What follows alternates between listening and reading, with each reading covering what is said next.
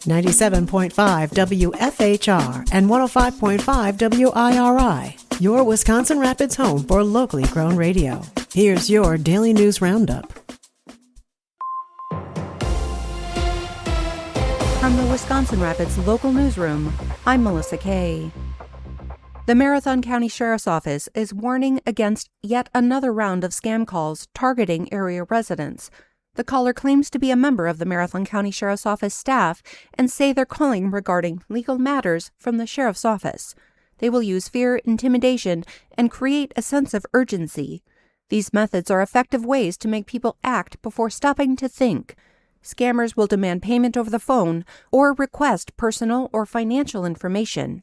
The Marathon County Sheriff's Office does not call citizens regarding legal matters in this way or demand payment over the phone.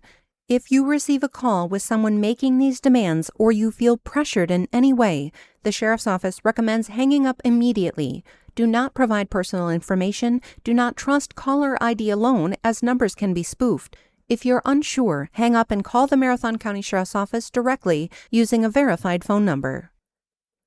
Gas prices rose 22.7 cents per gallon over the last week, the average on Monday landing at $3.37 per gallon.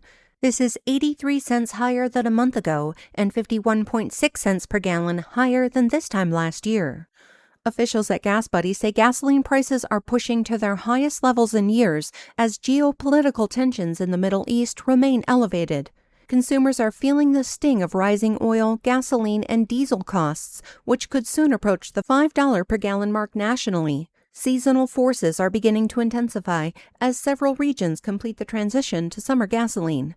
This, combined with the lack of shipping through the Strait of Hormuz, could continue to drive pump prices higher in the coming weeks. I'm Melissa Kay for WFHR and WIRI News. Find news anytime at WFHR.com or WIRI.fm. With Civic Media News, I'm Terry Miller.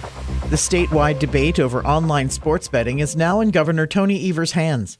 Over the weekend on WISN 12's Upfront program, Potawatomi Casino and Hotel CEO Dominic Ortiz urged the governor to sign the online betting bill, saying tribes should be allowed to operate mobile betting, calling it a chance to keep gaming revenue in Wisconsin.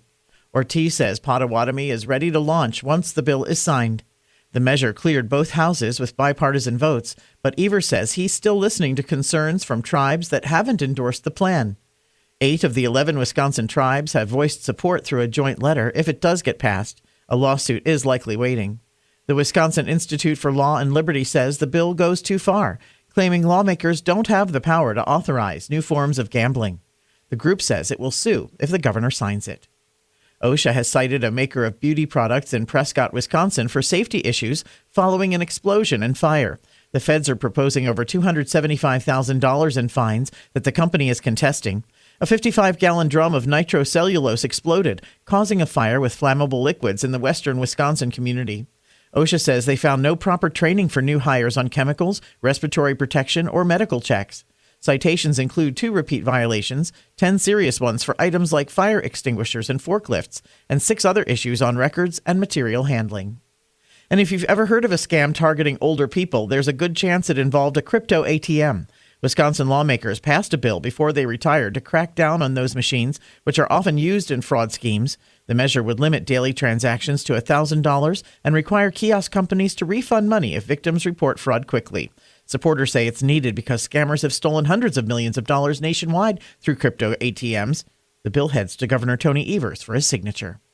More news is available at civicmedia.us. It's the Brewers and the Rays tonight. Hi, I'm Mike Clemens with Sports Baseball. Game 2 of the series against Tampa Bay in Milwaukee. The Brewers losing 3-2 last night. Closer Trevor McGill giving up the go-ahead run in the 9th. The game starting out with the Brewers' new lefty, Kyle Harrison, surrendering a home run to the Rays' leadoff batter, Yandy Diaz. Harrison after the loss. Good to get the first one out of the way. Obviously didn't start off how I wanted. Didn't execute a changeup, but felt like I bounced back pretty good and, got to 5, ideally 6, but, worked a little too hard in those first couple innings. Brewers' Pat Murphy. Yeah, I thought he threw the ball well and for his first outing with us, I mean, he threw the ball really well and responded really well, especially after the first 2 innings. The team picked up an outfielder, Luis Matos, in a trade with the Giants for cash. Women's college basketball, Wisconsin season comes to an end after losing to Columbia 67-50 in the WIBA tournament. The Bucks host the Dallas Mavericks tonight at Fiserv Forum. With sports, I'm Mike Clemens. Mostly cloudy with scattered showers today. Our high right around 53 this afternoon. Tonight, mostly cloudy. We'll drop to 28 for a low. Tomorrow, mostly cloudy. We may see a few scattered light snow showers later in the day. 42 with more light snow and freezing rain tomorrow night into Thursday. I'm meteorologist Sean Cable. That's your Wisconsin Rapids News Roundup from WIRI and WFHR, locally grown radio. Find more news anytime at WFHR.com and WIRI.FM. Subscribe to this podcast on Spotify, Apple, or wherever you find your podcasts.